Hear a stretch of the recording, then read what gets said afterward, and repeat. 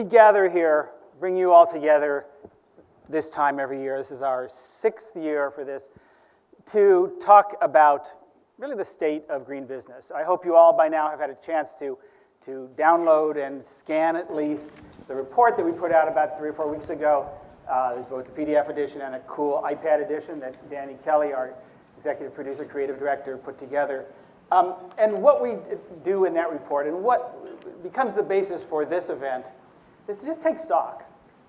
We started out by asking the question, for all of the news stories we do and the events and the research and the executive membership that we bring together, sustainability professionals, is it moving the needle? And that's what we try to do in this report. And also, what are the key trends? So we take a look at what the trends are and also look at the key indicators. And then this index, which is really interesting, we're going to bring on Rich Mattison from True Cost and John Davies in a couple of minutes. But we take a look at the number of metrics. True Cost has been in the metrics business of assessing individual companies' natural capital footprints. And again, we'll talk a little bit more about what that means. We asked True Cost to put it together in the aggregate to say, for US companies, S&P 500, and for a global group of about 1,600 companies from 24 developed countries, is what all the good work that you all are doing, is it making a difference? And the answer is not so much. That's the cold, hard reality. In fact, the progress that we saw over the past few years is plateauing. It's starting to lose altitude. And in some cases, actually go in the wrong direction. On the key indicators, energy efficiency, greenhouse gas emissions, water use, air pollution, waste, and so on, we're not seeing the progress we used to make. And in fact, some of these indicators are starting to go south. Maybe it's in search of warmer weather, I don't know. But also, even the transparency and disclosure, which has sort of become table stakes for companies, is leveling off. The number of companies that are disclosing different kinds of things around sustainability in general and their risk profile against water that are getting third-party verified, just the overall amount of information that's being disclosed is leveling off. We're just not seeing the levels of progress we've seen. There is good news.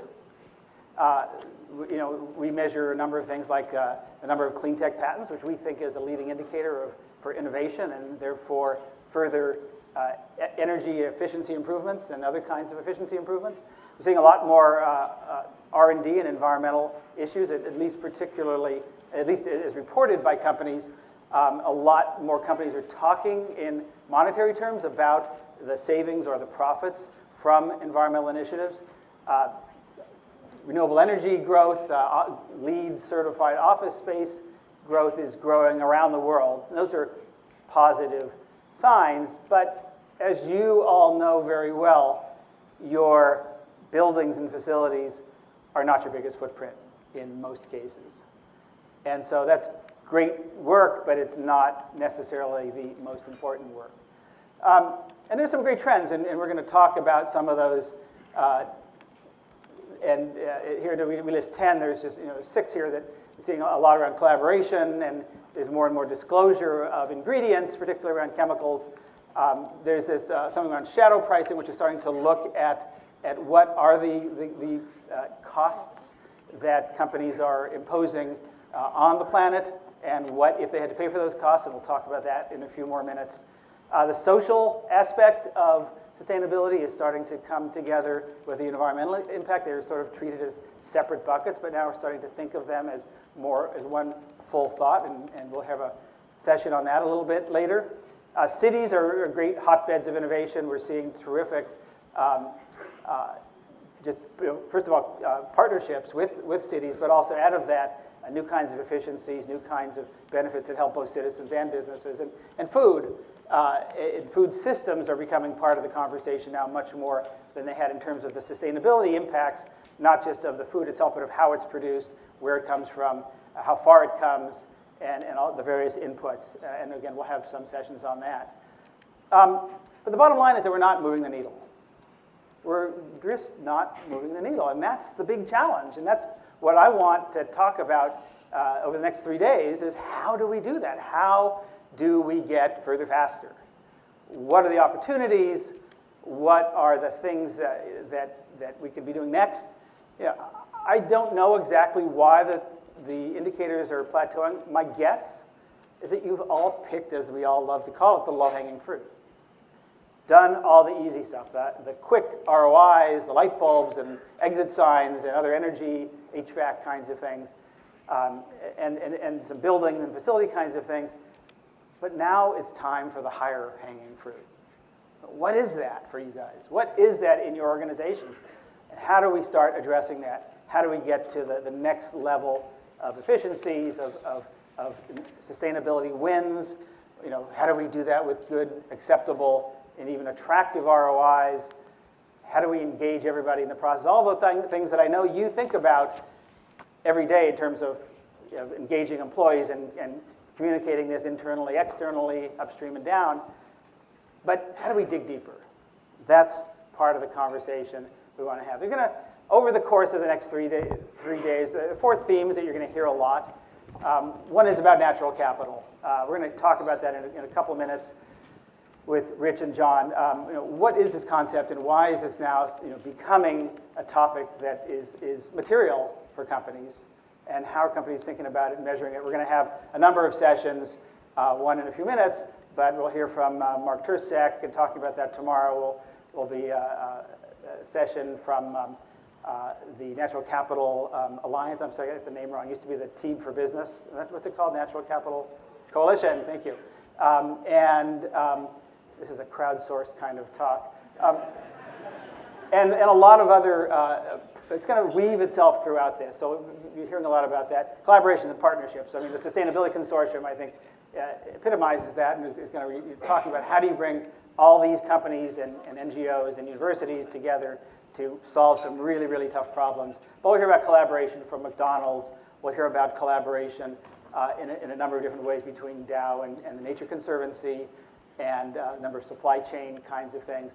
And how do we harness that? How do we, I think we're just getting going and learning how to collaborate and partner.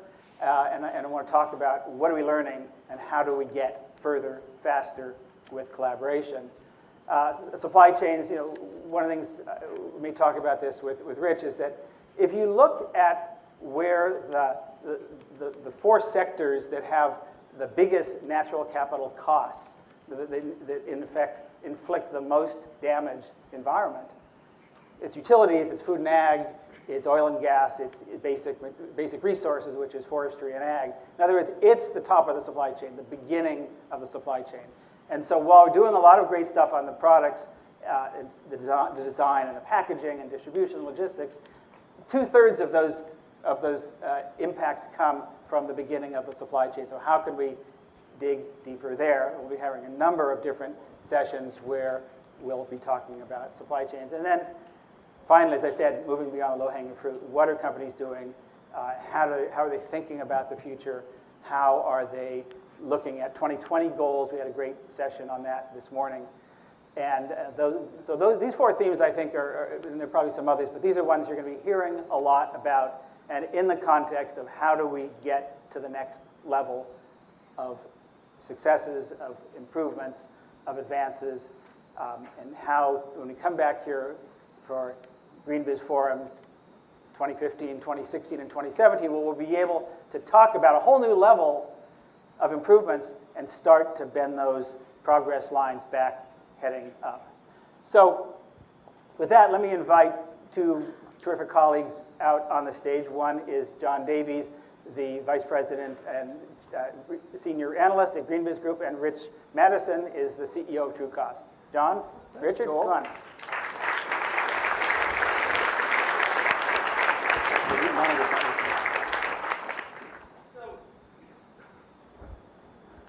So one of the things that I sort of think of it as the bottom line of all this is TrueCost. You look at the natural capital costs of individual companies and then aggregate that to all businesses. And if you look at the trend lines there, you'll see that those costs continue to rise globally. They're sort of leveling off in the U.S. But first of all, talk about what are you measuring, and what does that mean, natural capital costs?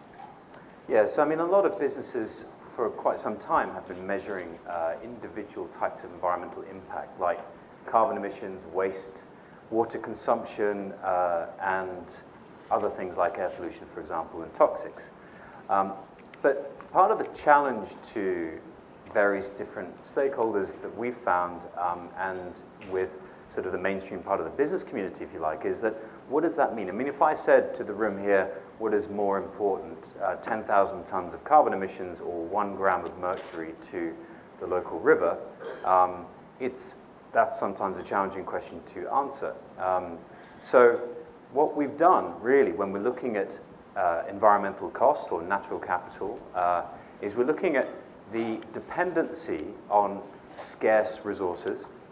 So water in a place where water is relatively scarce should be kind of more valuable, you would guess, than water in a place where it's relatively abundant. And yet, from a market pricing perspective, we found that if you look at water prices globally, there's a negative correlation, in fact, between the price of water and how scarce it is. So that means we're actually encouraged to use water where it's more scarce, which is the reason why in certain provinces in China, the 10 provinces that create most of China's exports are the 10 driest provinces. So economically, that doesn't really make sense. So what we're doing is we're applying environmental economic principles and analyzing different types of environmental impacts and pricing scarcity. So pricing water as if it were scarce, pricing air pollution as if it were to reflect the human health costs, the reduction in crop yield, the damage to infrastructure, and the acidification of waterways.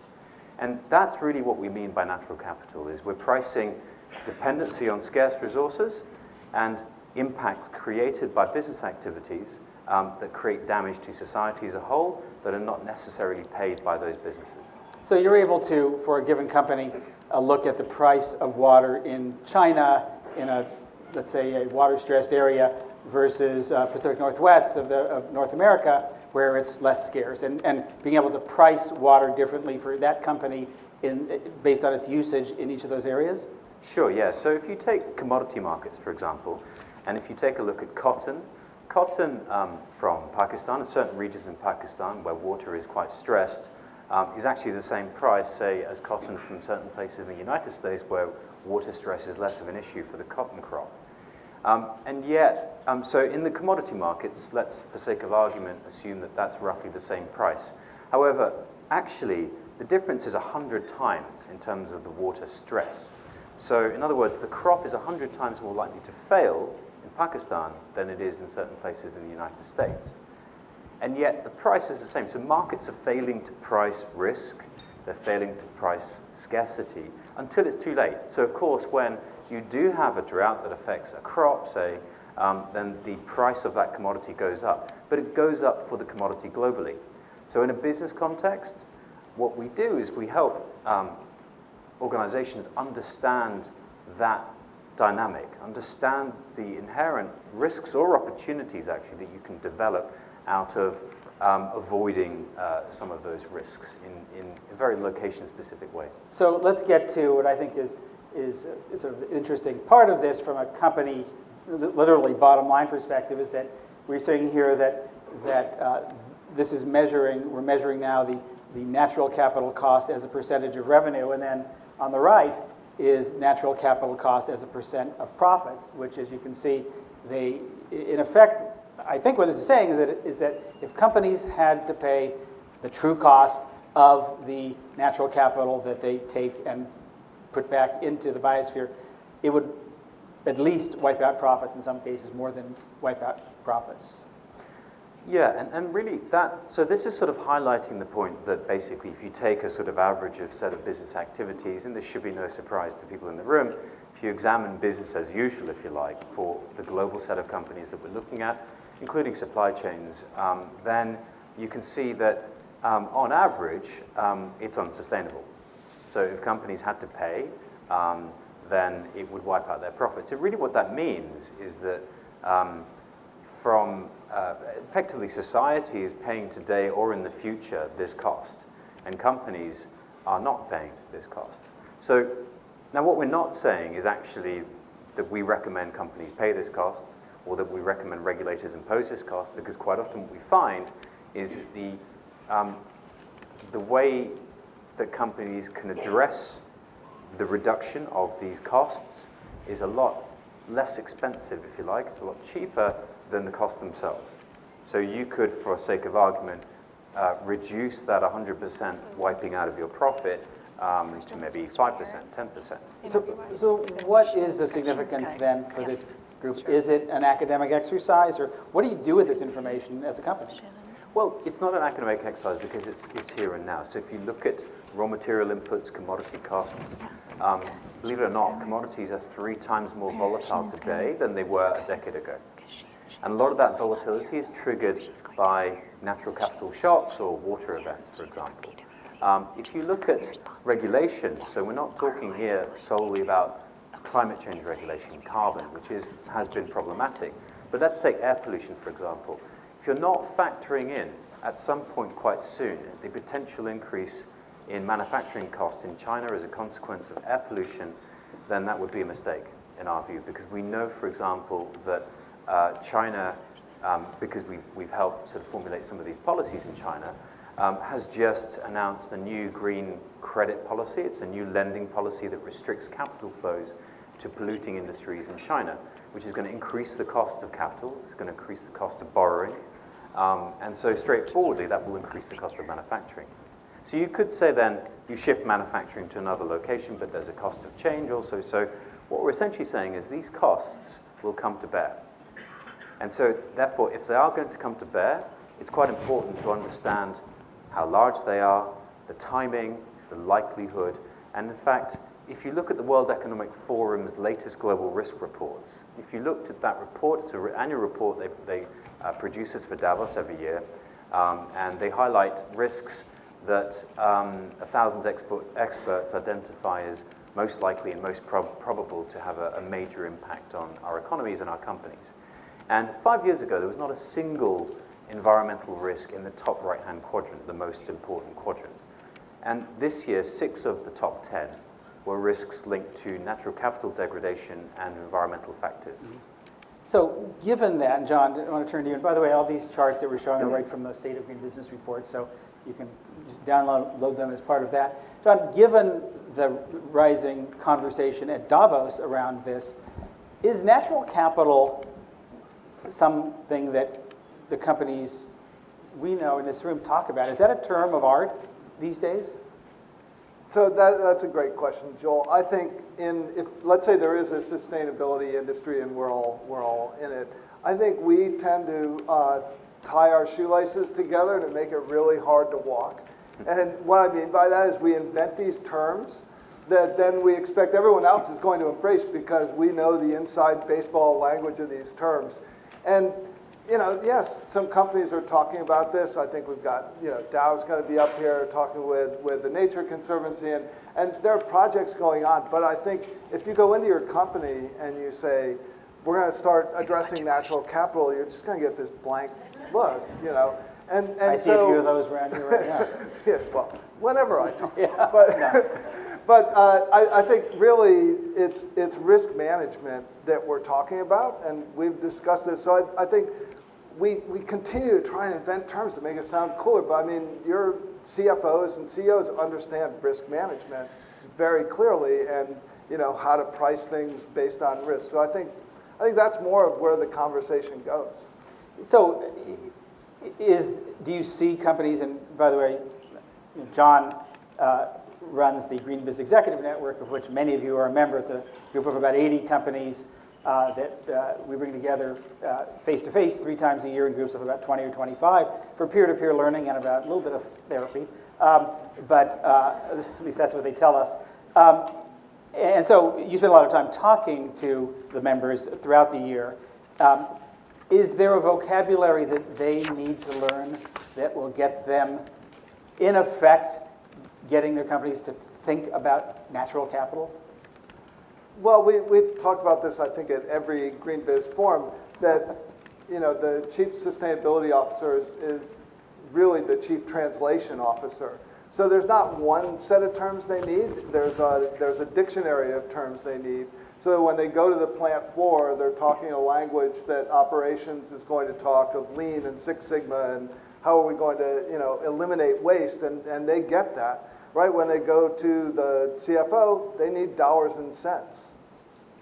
So this is your definition of I think natural capital. And do we have anything there that we didn't touch on, or is that sort of, we kind of covered that? All right, let's move on. So we launched in the State of Green Business, we'll come back to that slide in a second, in the State of Green Business report this year, the Natural Capital Leaders Index. Tell us about that. Okay, so we live on a planet that is a finite stock. And just two statistics really to highlight up front is that by 2030, so over the next, say, 15 or so years, we're going to have 3 billion more middle-class consumers. And actually, that's a great business opportunity, and I would imagine every business leader today is thinking about how to satisfy that demand. And that's a fantastic opportunity, and we shouldn't deny the optimism of that as we come out of a global financial crisis. However, against that backdrop, over the same time horizon, so between now and 2030, the best evidence we have is that we're running out of water.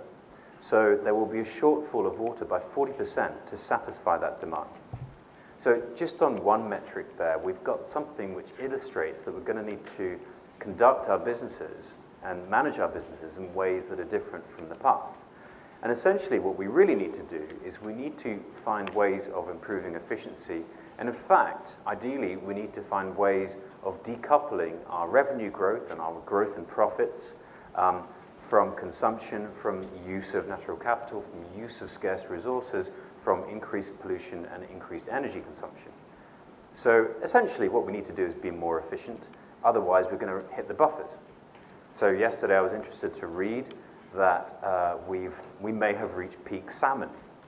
Why have we reached peak salmon? Well, the price of salmon is going up rapidly because the way we feed farmed salmon today is by trawling for wild fish, and we cannot satisfy the demand for the growth in farmed salmon because we can't feed those fish because we don't have enough wild fish to form the fish meal. So we've reached peak salmon already. So actually what we're doing, this is not a sort of 2030 problem. I see this as a problem today, as I sort of highlighted earlier with statistics about commodity flows, is that we have issues today with resource scarcity, and if we're smart, we can tackle those. So essentially what we need to do is we need to find ways of decoupling growth from impact and ways of seeking greater efficiency. So what we thought we'd do is analyze that. What kind of ways in which you could, what are the ways in which you could analyze that? So what we did was we looked at all the different types of environmental impacts, if you like, that are disclosed by businesses, and we quantified those in financial terms. So we put a dollar value on those environmental impacts, and I can talk a little bit about exactly how we've got the methodology up here. You want to talk us quickly, sort of the short version of that? Exactly. So let's say greenhouse gas emissions, we're looking at what a regulatory cost might look like or what the social cost of carbon might look like. Water consumption, water use, we're pricing water relative to its scarcity. And if we're looking for air pollution, for example, we're pricing the effect of air pollution on health cost, on all the other metrics I mentioned, such as reduction in crop yield. So these are sort of real economic terms, if you like. And we then add those all up and express those in dollar values and relate those to revenue and to profit. And so in the case of revenue, what we did was we put together two lists, actually. We put together a list of companies that over the last 5 years have managed to grow their revenue whilst at the same time decrease in absolute terms their environmental impact expressed in the ways I just described. So and that's the list on the left. That's the list on the left. We also highlighted companies that were most efficient. So these are the companies that, relative to revenue, had the lowest environmental impact or had the lowest dependency on scarce natural resources. So in some ways, the second one, the one on the right, is sort of the traditional ways companies have been measured, a snapshot of how efficient they are, and the one on the left is what if you talk about a new era of metrics or a new generation of metrics, is what TrueCost thinks is a way companies should be measured, which is companies that are actually growing their revenue but not growing their impact. So Yep. sort of ask you the question that I asked before, which is, well, so what? I mean, what do we do with this information? What's the value of it for companies? Well, I think the value of it is multifold. I think, any statement such as, we want to halve our ecological footprint whilst doubling our revenue growth, we want to be net positive, we have cradle-to-cradle products, we follow circular economy principles. All of these are effectively about decoupling some kind of economic activity in terms of growth from environmental impact or dependency on scarce resources. And that's really what we're highlighting. The question is how you measure that. How do you actually measure whether your organization is successfully decoupling its impact from its revenue growth and other financial metrics? And so I was interested to see the CFO of Danone recently say that in traditional accounting terms, the only definition of value is the present value of future cash flows. And that's it. That's basically what it is. But the question is, given increasing uncertainty, given 3 times increase in volatility of commodity prices that no one had really forecast, given various other peak salmon that no one had really forecast, for example, how do you understand value when you cannot really fully understand what will affect your future cash flows? So what if you're a mining company and you get granted a license to operate whereby you're given water for free because essentially the government is only interested in the taxes coming from the export of your materials? That's great today, but your asset might span 50 years. And what if in 10 years' time that government withdraws that license and forces you to pay for water because it needs to grow food for its people because the price of food has gone up? Then actually that's something that's fundamentally going to affect your business and could create stranded assets. And so from a financial perspective, from the finance community and the business, I think these kind of metrics are quite important to understand. So, John, I want to come back to the same kind of question we asked you before. We put this out 4 weeks ago. You've had a chance to talk. I don't know what's so funny. We're just can't wait to hear. But you've had a chance to talk to a lot of companies that you deal with. We've had, I think, two meetings of the executive network since this came out. The companies get it? What do they think? No. I don't think a lot of companies get it. And I think, I wish I had a British accent because then I could say words like decoupling and it would probably sound really great. You're but I doing think, I think when you say decoupling to a CFO or a CEO, it doesn't sound so good. Whereas, a year or two ago, and I've seen this pop up in a lot of our network members' presentation, you start talking about shared value. And whether the CEOs actually know what that means is questionable, but they sort of get it because it sounds good, right? And when you start talking about decoupling, it's like, wait, that sounds like we're going to have to give up making money or something. So I think there's a language issue. And then so many people came up to me and just said, who do I take this list to? I mean, what do I do with this? I mean, it looks great. I understand it. I read the report. They did say that.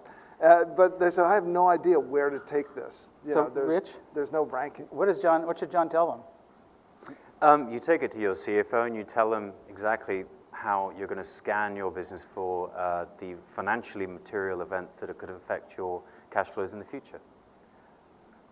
Because I disagree. I'm not sure a CFO does understand shared value. Oh, I didn't say they understood it. I said they liked the term. Yeah, It they do sounds understand positive, right? if you're modeling risk and putting that in financial terms to create a business case for how you're going to invest in the future. So, Rich and John, I mean, part of it is trying to equip these people, hundreds of companies in the room and hundreds more watching this online. How do they change the conversation in their companies around this, short of taking classes in British diction? So we talked backstage. I think you have to put it in a context of risk management. Yeah. And I think that's where the conversation has to occur. But there are 2 challenges with this that are really hard to keep in your head. Is one, if you're doing this, there's 2 things you're looking at in risk management, and that's opportunities, which you're not going to go public and say, we've figured out that if we do this around water or we do this around something that's material to our business and we invest in this, we're going to reduce risk and we're going to wipe out the competition at the same time. So you're never going to go public with that story because you want to win, right? And if you look at it the other way and say, we think there's going to be a big impact, so we're going to reduce our risk, and we don't think our competitors see that, you're not going to go public with that either. So the big challenge is, I mean, I think people have to get with their CFOs and chief risk officers to start incorporating this, and then I don't know how they learn beyond that, right? Where do they go to pick up the rest of this? Well, I think it's about translating that into an investment case. If you're seeking investment, seeking to optimize capital investments, for example, is a useful thing. I mean, I completely concur with your points, by the way, because we've worked with about 30 multinational organizations in the last year. He probably won't really talk about the work that we've done, apart from Puma, where we helped them with an environmental profit and loss statement. Those 30 other companies are gaining some kind of commercial advantage. Or, so a number of different things they might be doing. They might be enhancing their capital investment decision-making process. They might be speaking to their bankers about lowering the cost of lending because they can demonstrate greater financial resilience. They might be analyzing the net benefit of future product streams that they're going to create in real economic terms, in terms that benefit society as well as their own business in terms of reduced cost savings. They might, for example, such as Unilever, be highlighting the avoided costs, the costs they've avoided through their sustainability strategy in given years in the future. So Unilever last year said it avoided about 300 million euros of cost by essentially bypassing the commodity markets and creating a divergence in that contrast that I described earlier on, for example, with cotton, but other commodities whereby the markets aren't pricing risk. So that when everyone else suffers that higher price, you're not, because you've bypassed what is effectively a global commodity price. So there are a number of different opportunities, I think, to develop out of this. And I think the challenge is a lot of organizations may not necessarily talk about it because it can be competitive. Okay, well, let's come back to this because I want to move on to another part of the report, which is this thing, which kind of makes my head explode a little bit. But John, this is one of the things you do throughout the year, and in a separate body of research that we put in the State of Green Business report is the state of the profession, of how we're doing as a profession. What's going on with these three colorful lines? Yeah, so this is a little bit of a, excuse me, this is a little bit of an eye chart, if you will. But we ask the question twice a year. We go out and we ask, what's driving your sustainability program? And so we've been doing this since 2009. And you can see this blue line is the economy, right? So in 2009, it was a big driver, sort of gone down. Yeah, it bounces around, but it goes down. So it's not really as big an impact. The green line is the one that I think everyone here wishes were going straight up, which is customers, whether it's B2B customers or B2C consumers. But frankly, it's just a flat line. What about B2B? What's the tracking? The tracking is that they're not driving the discussion. Right. They're not really pushing the needle for companies. Because I think everyone in here would love it if their customers said, you need to perform these things. You need to be more sustainable. But the thing that is really interesting to us is this continuing ascendancy of leadership being the driving force in companies. And I think we see it sort of on two sides when we have conversations, sort of one-on-one conversations. If you see a program which has lost its chief sustainability officer or the team is shrinking, you might look at CEO change and say, hey, have they had a new CEO in the last 2 years? And that could explain a lot, right? And the same thing happens if you look at programs that are investing more, that are really doubling down on it. You can also often find there's been CEO change or some senior leadership change that's caused that. So, yeah, I mean, leadership is one of those words that, kind of like you find on a rock in a garden sort of words, or kind of like shared value. In terms of, what do we really mean by that? And is it always the CEO or the C-suite? Is it, because I see in some companies, this isn't being driven by the top, it's being driven sometimes at the bottom, sometimes even in the middle. Well, yes, but I think where you have a lot of success is when you've got the C-suite providing cover. It's not that they're out there talking, not everyone is Paul Pullman, right? I mean, they're not out there promoting sustainability every day, but they're providing the people who are doing the work cover to get it done, right? So if the CEO is saying this is important to us, it's a lot easier to go to the next level of executives and, if you're lucky, middle management, and getting more done because he said he wanted this done. So that's where we're looking at Okay, that. so let's go to this next one, which it does not, on its face, look happy. So there's a couple things with this, and we do a report in the fall that's our salary survey, but we're really looking at a lot of different trends around the sustainability job market. And you can see here we released something last year around peak sustainability, right? Had we hit peak sustainability, and now is it trailing off? And that was based on the fact that the number of companies that were hiring their first sustainability executive peaked somewhere in around 2008 or something.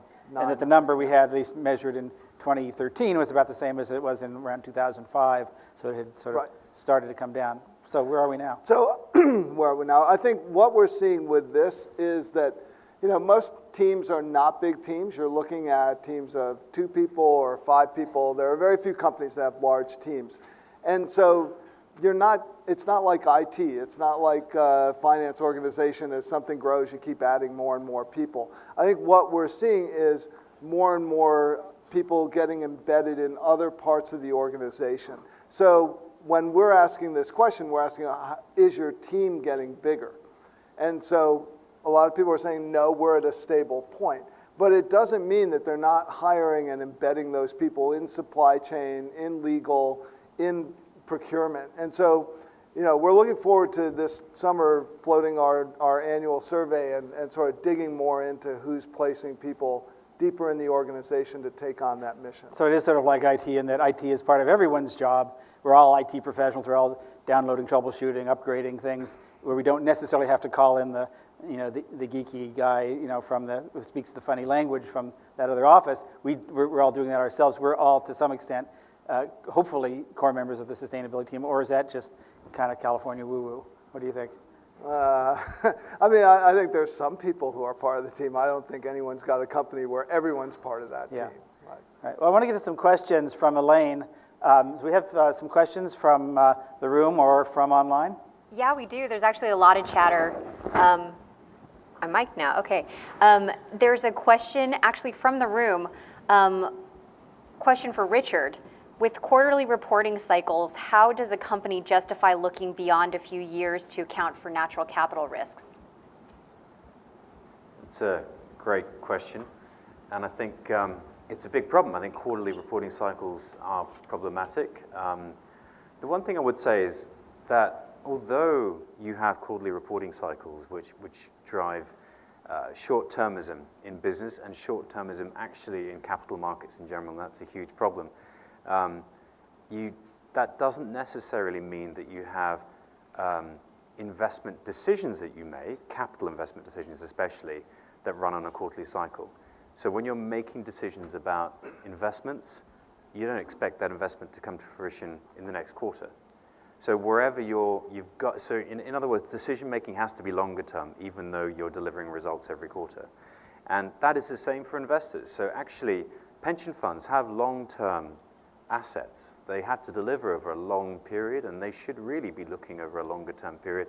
And yet, for some reason, they give mandates to fund managers for quarterly performance targets. So we have these constraints at the middle of the interaction between companies and shareholders that are on a quarterly basis. But on either side of that coin, you do have a longer term, a need to analyze longer term risks. So, for example, pension funds are currently analyzing their portfolios for stranded assets. Over a longer term period. Why? Because there could be fundamental shifts in the markets. I'm not sure if everybody understands what stranded assets are or means. Yeah. Can you explain that? Okay, so stranded assets are basically assets so it could be an investment in a company, private equity, bonds, it could be infrastructure investments, that over the lifetime of the investment that you're making into that asset will become worthless for some reason. So if you dig a tunnel and you put a railway through that tunnel, and all of a sudden the regulator says to you, actually, you've got to stop that now. That's no longer acceptable. Then that asset is no longer economically viable. If you're a mining company, say a copper mining company, and you suddenly have to pay for your water, whereas historically you didn't, you now have some stranded assets. And it goes for everything in between. So actually there are risks that need to be analyzed every time you make decisions about how to allocate capital.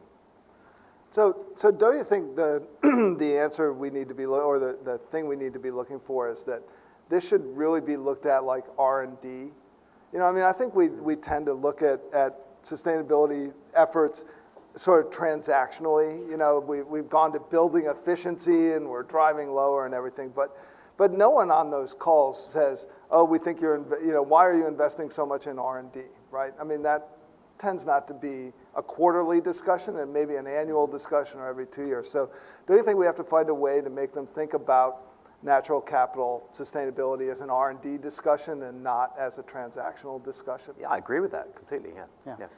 And speaking of stranded assets, get ready for the term stranded carbon, because that's one we're going to be hearing a lot more about. We won't talk about that now, but that is showing up increasingly on the radar, and it's another one of those things that we'll see who really gets that inside the organization. Elaine, what else we got? One question is, do you think integrated reporting and the framework of integrated reporting will drive an uptick in natural capital valuation? So will natural capital become part of integrated reporting? Integrated reporting, of course, I think we all know is about integrating sustainability and financial metrics. If Trucost has anything to do with it, I think it will. But I'll let you take it. What do you think the reality is? I think obviously so the IIRC's framework describes 6 capitals, of which natural capital is one. And they would argue it's not the sole thing to look at. It's equally important to look at the financial sustainability of businesses, intellectual property, human capital, social capital, the whole range of different things that derive value in a business or that a business relies on. And so, what we would say is actually that's a good framework to look at things, because there are instances where businesses deliver huge benefits that aren't truly recognized, and they should be analyzing and understanding them better. Instances where businesses potentially currently are not delivering huge benefits on the flip side in another form of capital through overuse of stressed resources, if you like. But something can be done about that too. So I think that the framework is interesting. I think the extent to which that can turn into something that is truly integrated needs a step before reporting. It needs actually, I've been interested to see the evolution of integrated reports, because I think most people that have developed integrated reports would probably say it's helped us develop integrated thinking within our business, because sometimes businesses just operate in silos. And so the process of going through developing an integrated report helps build a more integrated level of thinking within the business. So that step is really required first, I would say. So we've got about a minute left, and we're going to move on to the next thing. Briefly, each of you, what gives you hope for 2014, for the year ahead, from your vantage point of watching companies, watching markets and accounting systems, valuation systems? What gives you hope? Rich? I think that the fact that we're talking about this gives me hope. I think that these are economic terms that have been around for 40 years. I think the problems have been known for a long, long time. And the fact that this is coming to fruition, and that there was a whole day at Davos out of the 3 days they have that was spent on climate change and systems thinking to try and address some of these problems, is really encouraging. And the fact that businesses are probably, in my view, taking the lead also gives me hope, because I think businesses can create quite a lot of change. Great. John? So I think the fact that we're having business conversations is what gives me hope. So I'm gonna second that. I think that's really the key. And I think that as depressing as it is that there aren't as many companies putting together sustainability programs, there are several very large players who view this as their strategy for winning their markets.